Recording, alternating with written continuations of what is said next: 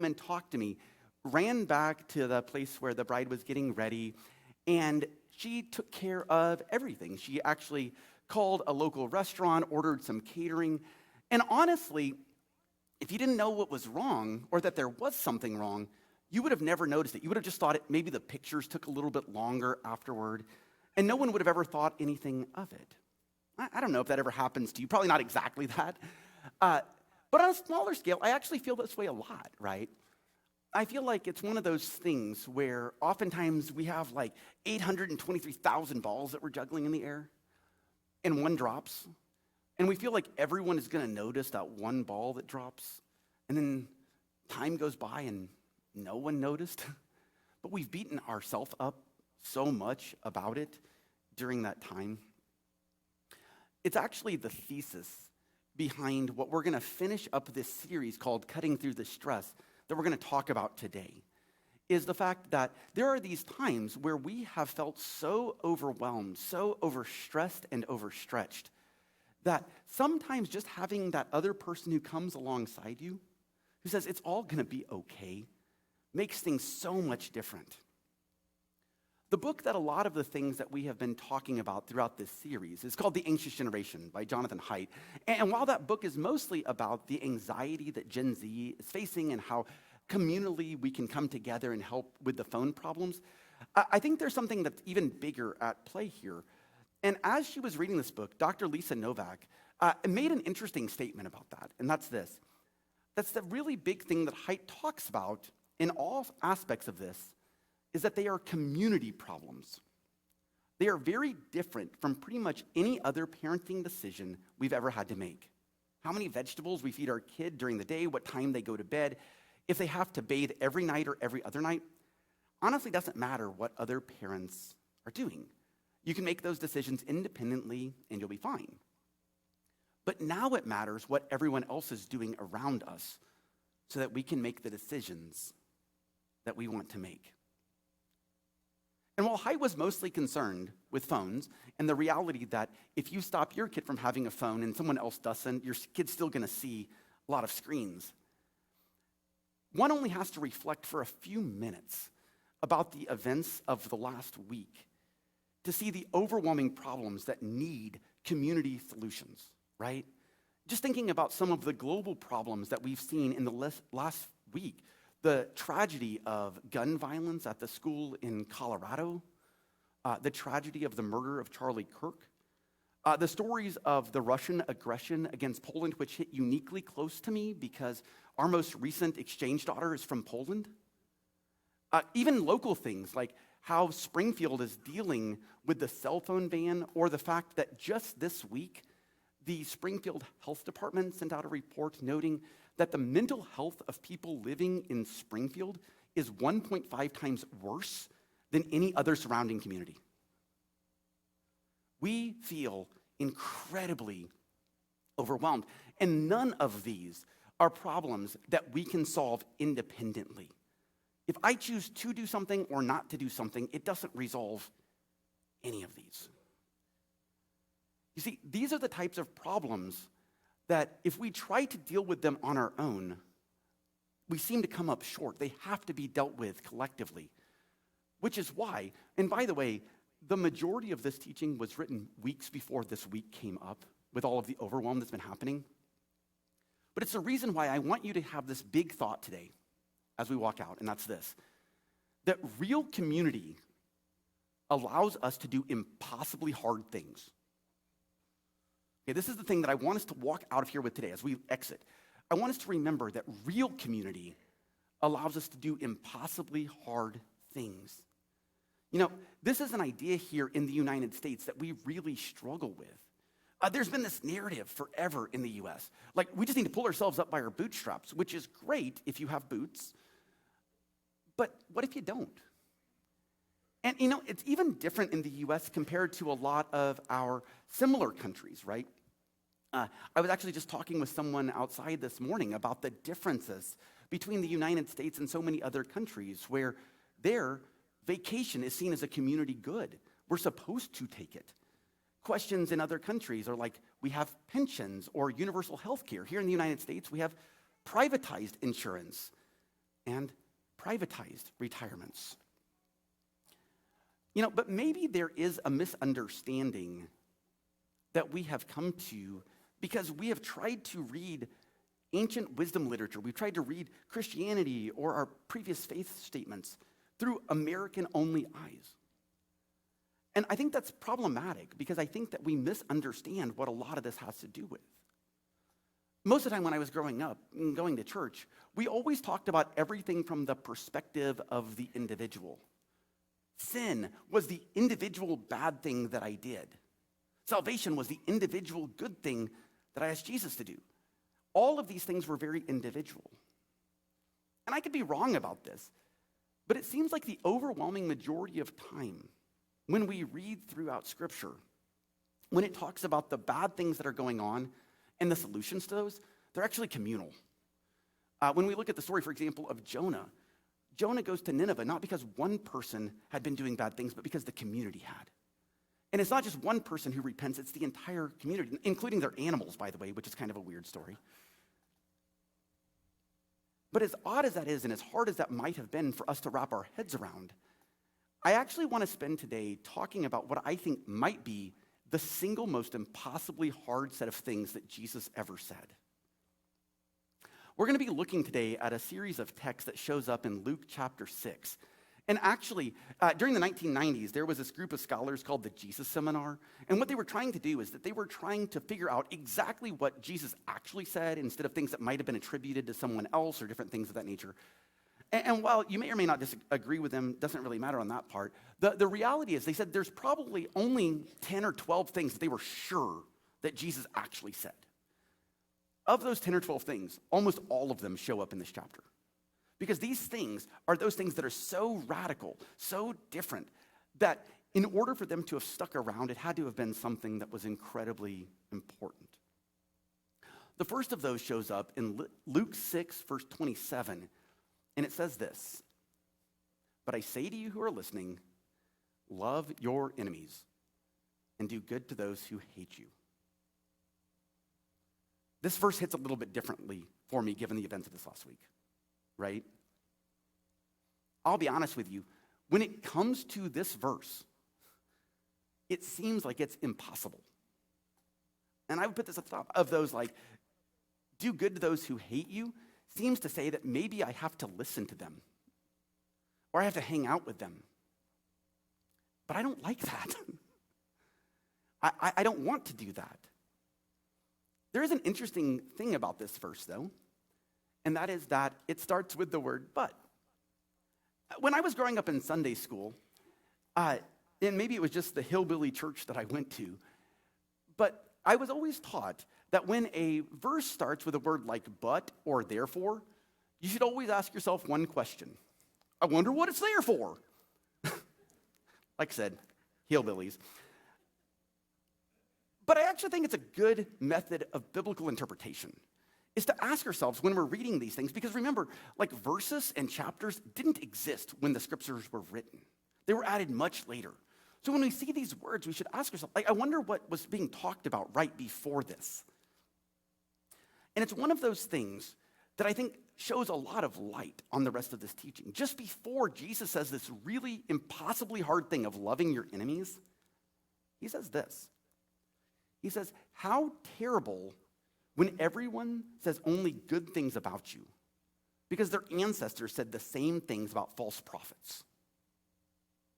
In other words, it seems like what Jesus is doing here is comparing the nearly impossible thing of loving your enemies with the even worse thing of only surrounding yourself with yes people. He says that when you live in this world, there's an option that's really bad and an option that's nearly impossible. And in that instance, we need to choose the nearly impossible option. You might ask yourself, why? Well, that's the first big move I want to make today, and that's this. That the problem is that fake community only tells us what we want to hear. Okay? So real community allows us to do impossibly hard things, but fake community only tells us what we want to hear. You see, Jesus starts out by telling them that there are these really bad things that happen when you only hear the things that you want to hear. we probably don't have to think too hard to think about situations where this happens with people who surround themselves only with yes people. I mean, while the current cabinet and all politicians have business owners who are constantly just fawning at them, telling them that everything they do is perfect, and this has made great fodder for late night television and South Park, it's, I think, much more of a mirror to ourselves. Because I think that it talks a lot about the fact that we have a desire to surround ourselves only with people who say yes to everything that we think. You know, especially when things are hard. And I get it, right? When life is hard, we want people to tell us everything that we think is good. But I don't know if that's real. In fact, I think it's very fake. I think it's one of the biggest problems right now with AI, for example. You see, in order for things like ChatGPT or Claude or the other AI programs to get you to keep using it, they have to tell you that what you type into it is brilliant. And so they do. And so it ends up creating this terrible cycle. And sadly, new research is coming out suggesting that this type of engagement is happening more than you might think. In fact, research recently said that about a third of Gen Z share that they talk to AI chatbots like real friends. And this is the number that's actually more problematic to me, is that 12%, more than 1 in 10, say they do so because they don't have anyone else to talk to. Rachel Huggins, who is the CEO of Internet Matters, was doing the research, and she shared this. She said, our research reveals how chatbots are starting to reshape children's views of friendship. Talk about a major problem, but a problem that isn't just for kids. If I were to ask, I would imagine there's a high percentage of people in this room who use things like ChatGPT on a regular basis. What should I do about this, or what can I do about that? And the problem is it keeps telling us the things that we want to hear. But it's not just kids, like I said. Recently, an NPR reporter named Windsor Johnston had heard about people who had started to date their AI chatbots. And so she decided to test it out. I want you to read what she wrote. She said, after 13 years of marriage, I re-entered the dating scene as a widow with zero luck. So, out of journalistic curiosity, I went on a date with an AI boyfriend. His name was Javier. He listens, he lives in the cloud, and yes, I asked him out. He said all the right things, sure. He never interrupted. He never once looked at his phone, which, by the way, what a criticism of us. That the difference between a phone app and a person is that the phone app doesn't look at itself. Good grief. But, she says, he didn't make me feel seen in that messy, flawed human way. It was a connection, sort of, but not the kind that lingers, not the kind that holds you when the world gets quiet. Get it, right? When there are so many things that are overwhelming, it can feel like it would just be nice to have someone agree with every word we say. But in a way that is similar to the criticism of participation trophies, I think there's a possibility of an even bigger problem when everyone around you is just telling you exactly what you want to hear all the time. And that is that it prevents real community from happening. It's one of the biggest problems that we have. In all of the political division that we have right now, all of the polarization, one of the things that this week has taught us is that people are running to echo chambers, right? If you spent any time on social media this week, you will see that everyone has decided to call the shooter whatever they think their enemy is. On both sides on this, by the way.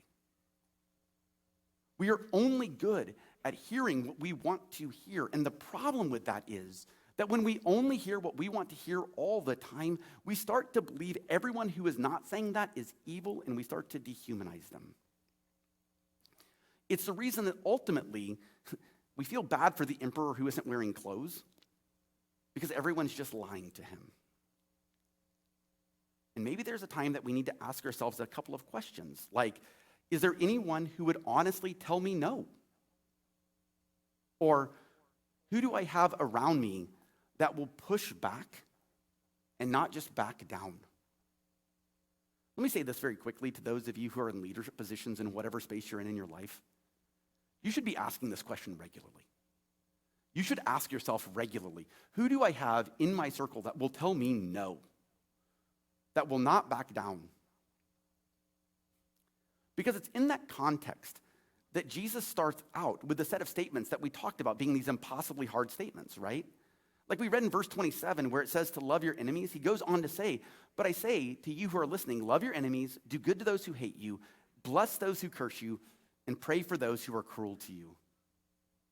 Look, I know, and I'm honestly super ashamed about the fact that there have been places that have used these verses to tell people really awful, dehumanizing things.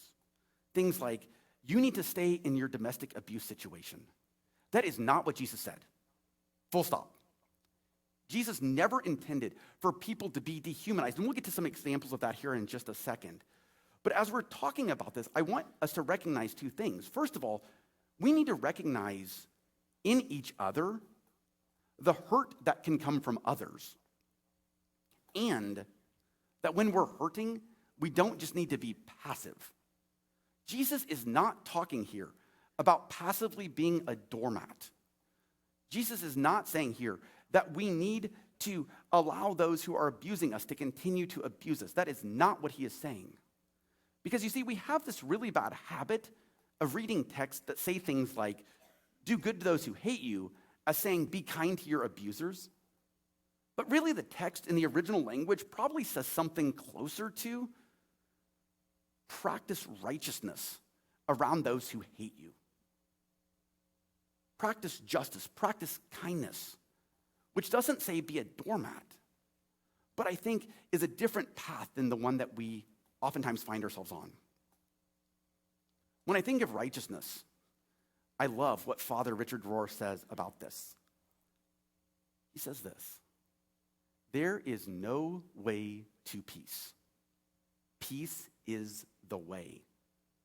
There's no path toward love except by practicing love. War will always produce more war. Violence can never bring about true peace. After the events that happened this week, I'd already written this part. And I thought about this over and over and over and over. That maybe the way to combat all the overwhelm that we're feeling isn't by doing something to get there, but rather by practicing being on the other side. It's why we can't respond to violent rhetoric with violent actions. It's why we have to imagine a different way forward. It's why, even if you disagree vehemently with Charlie Kirk or his rhetoric, that we can still hold space to be radically empathetic, to care for his family, for his kids. Because empathy is not a sin. We can be empathetic in a radical way. And that's the beauty of real community. Because Jesus had just named his apostles in this story. He had just chosen his closest followers. He was giving them instructions on how they were to live. And there were others there too. So he levels with them that it's not just about people saying the things that you want to hear, but rather, while fake community only tells you what you want to hear, I want you to see what real community looks like. Because real community reminds us that other people's actions don't dictate our reactions. Let me say that again, because I think it's really, really important. Real community reminds us that other people's actions don't dictate our reactions. A couple of weeks ago, when the caterer had canceled on my friend's wedding, they called and catered in food from Cracker Barrel. This, by the way, was the week of the logo change. A controversy that The Guardian called, quote, a proxy for America's culture war. You know what? The food was still good. They brought eggs, pancakes, bacon, and shockingly, there was not a single political message on any of it. And it wasn't encoded with it either. People just saw that people were going to be hungry, they got food, and people who were hungry weren't hungry anymore. And it's almost shocking what can happen if no one cares who gets the credit. While I wasn't privy to the conversations between the people who made the decision to order it from there that night, I imagine, based on the climate that we're in, that there could have been some controversy. But when things really hit the fan, when there was a need for something radical to be done, when the relationship happened between two people, the matron of honor and the bride, who had been best friends for over 20 years, when something needed to be done, they put aside anything else that was going on and just did what needed to happen in order to accomplish the goal. It was a great reminder that we are responsible for doing the things that we need to, and we cannot let other people's actions dictate ours. I do find it interesting that the 8th century Mahayana Buddhist monk echoes a similar thought. They note, "May those whose hell it is to hate and hurt be turned into lovers bringing flowers." What a beautiful thought. When we run into hate and hurt, may we turn it into flowers. While dwelling on this thought, artistic director of the Eliot Society, named Victoria Emily Jones, noted this: "Love is the way of the Bhagavata, the enlightened being. It's also the way of Jesus, who said, 'Love your enemies, do good to those who hate you, bless those who curse you, pray for those who mistreat you.' Loving people doesn't mean we can't be angry with them, but not taking the easy way out by simply ignoring or retreating from a problem and confronting our opponent in peaceful, creative, and potentially transformative ways." As an art director, after she did this, she encouraged the people who were reading to look at this picture, a photograph called Flower Power. And so today I want to give you just an opportunity to do this really quickly. It's an ancient Christian tradition called Visio Divina. It means like holy seeing. I want you to look at this photo for just a couple of seconds. And in the process, see if there's like 2 or 3 words that you think of about this photo that really mean something to you, that help you see something divine or lovely out of it. Is there anyone in here who would tell me like 2 or 3 words that they thought of when they saw this? Anybody see something that they think is just really spectacular?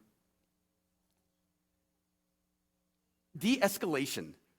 Oh my goodness, what a good de-escalation. I think that's perfect, right? Anybody else have a word that they see when they see that? Understanding. Yeah. Courage, peace. Yeah. You know, when we look at this, we see this like radical action of an individual putting a flower in a gun. And it's wild. While Visio Divina is often a private practice, it's also something that finds so much more richness to it when we do it in community. When we are surrounded by real community, it is easier to hear other people's ideas that we might not have thought of, and for those to really resonate with us. It's part of how we live into our value here at the venues of intellectual humility. The idea that things that we can't personally know, we can learn from other people. We can grow as we move toward the path by living with other people that think differently from us. One of the best ways that community does this is by offering us kind of like third ways, where we've always thought in like A and B, and they think, oh, well, maybe there's a C option. And I think Jesus offers this in the next set of verses. He says, if anyone slaps you on the cheek, offer him the other cheek too. If someone takes your coat, don't stop him from taking your shirt. Give to everyone who asks you. And when someone takes something that is yours, don't take it back. See, it seems like Jesus gives a third way of instruction here, which is really radical, right? I mean, it's that kind of picture. But maybe what Jesus is saying is something that's completely different than the way that we might have been brought up hearing this. Maybe Jesus is saying that the path of love is so subversive that in a world that often tries to tell everyone that they are worth nothing, that there is action that everyone can take to change the conversation. In a world where churches harp on the fact that we are all bad, that we have original sin, that's why we say that, no, you're originally good. It's, by the way, the reason That if other people can hate someone for no reason, we can love someone for no reason, right? We can just learn to love people. Because I think real community also does a second thing, and that's this, that real community reminds us that we're already worthy. Let me say that again. Real community reminds us that we are already worthy. The reason that these options that Jesus describes here in the text are so radical is because of what they say, both about the person who is initially doing the oppression and the person who is being oppressed. Leah Watkiss, who is from the Toronto Anglican Diocese, explains the nature of turning the other cheek as a super subversive action. Because you see, in that time, the only way you would slap someone on one cheek would be if you were like a slave owner backhanding your slave. And so what Jesus is saying here is that when you turn the other cheek, you confront the slave owner with two choices. They can either slap you with their forehand, which means they see you as an equal, or they stop slapping you altogether. And those are the only two options. It's this peaceful, subversive action. And she actually notes this about it, that Jesus' instruction not to resist evil and to turn the other cheek transforms from an instruction to accept injustice into a challenge to resist systems of domination and oppression without the use of violence. Rather than ignoring an evil situation and hoping it will go away, Jesus is telling his followers to find creative, active, and nonviolent ways to assert their humanity and God's love in the world. It's the same thing, by the way, when he talks about taking your clothes. He's not saying that, like, don't wear clothes. Instead, what he's saying is, like, if someone takes all of your clothes, what you've actually done is you've humiliated them, because in that culture of honor and shame, standing next to a naked person was really shameful. And so there's this subversive action that seems to go on over and over. And when community is its most authentic self, that's what it does. It doesn't just tell us what we want to hear, but it helps us find third ways, telling us that we're already worthy. We don't have to have on the clothes. We don't have to take the beating, but rather we can find worth in and of ourselves with who we are. In my community, my closest group of people that I meet with on a regular basis outside of my wife is a group of guys that I meet with every Tuesday night. And the truth is, in that group of guys, there is almost nothing that we have in common. Some of them used to go to church together. Some of them used to work together. I didn't go to church or work with any of them when I first started. But the thing that we found in common is that we come together. And the thing about that that's so amazing is that, like, when I changed jobs, it didn't affect my involvement in the community. I was welcomed into it anyway. When other people have lost their jobs, they didn't get kicked out. They got reminded that they are worthy just as they are. Because real community is the tangible reminder that we belong, not because we've earned it, but because we're intrinsically loved. You see, while Jesus knew that there would be those who had privilege that would use their privilege to harm others, he looked at those whose society often overlooked and told them that they were worthy, just like they were. I think it is useful to note here, by the way, that Jesus in this group is the leader, and he is the one who reminds them. It's such an important thing to remind us that as we're going through this process, that we have to model it. Because not only is it intrinsically true that you're good, but it creates a world around us of flourishing in our society as well, which is the last thing I want to share today, and that's this. That real community pushes us toward the hardest type of good, because those are the truest characteristics that we have. That real community pushes us toward the hardest type of good, because those are the truest characteristics that we have. I heard it said recently that some people are the sandpaper to the wooden sculptures in our lives, and I love that. It rounds it out and makes it smooth. It's one of those concepts that's been an important part of nearly every religious tradition. The ancient Hebrew scripture, for example, says, as iron sharpens iron, so people can improve each other. And in the Islamic tradition, the 11th century mystic named Imam al-Ghazali said it this way. He said, "We love to say, Salaam alaikum, brother. How are you doing, brother? That's not brotherhood. Brotherhood isn't just a mere exchange of salams. If you don't have any of these three, then all that lies between you two is a mere formality, a superficial connection. One who is content not to put his brother first might as well be a brother to the people of the grave. And I think that's why Jesus finishes up saying what he says here, by the way. He draws the conclusion from this teaching that I'd actually like to read to you from a different translation than we normally use. It's from Annie Cressman, who was a Canadian Bible teacher in Liberia, West Africa, who translated the following verses this way. She said, "If you love those who love you, what good is there in that? Even bad people love those who love them. If you do good things to those who do good things to you, what good is there in that? Bad people do the same. If you lend to those who give to you, what good is there in that? Even bad people lend to bad people if they think they will get the same from them. Love your enemies, do good things, lend to people, and do not look to get anything back. You will be paid well. You will be children of the highest one. God is kind to those who do not thank God and to those who are bad." You see, if we want to model our life off the path of Jesus, the path of the Christ, it requires an impossible action, one that is impossible by ourselves, but completely doable in the context of community. Real community reminds us that we are capable of that. When we are interested in just looking out for ourselves, it is short-sighted, but together we can accomplish so much more.